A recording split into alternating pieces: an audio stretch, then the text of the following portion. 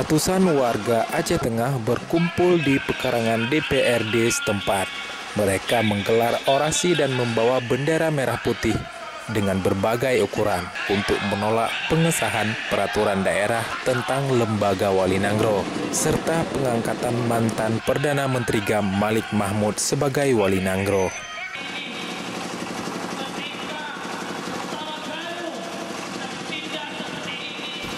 Menurut para pengunjuk rasa ini, keberadaan Lembaga Wali Nanggro berpeluang memunculkan konflik baru di Aceh.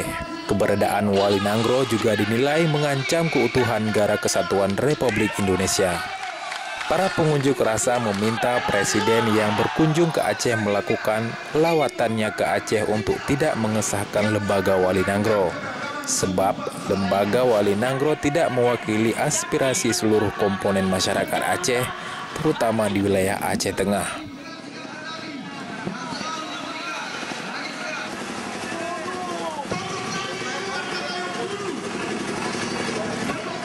Selain menolak pengesahan Lembaga Wali Nanggro, masyarakat Aceh Tengah juga menolak pengesahan bendera GAM yang menjadi bendera Aceh. Bendera dan lambang GAM yang telah disahkan oleh DPR Aceh dinilai dapat merusak suasana damai yang telah 8 tahun dirasakan oleh masyarakat Aceh.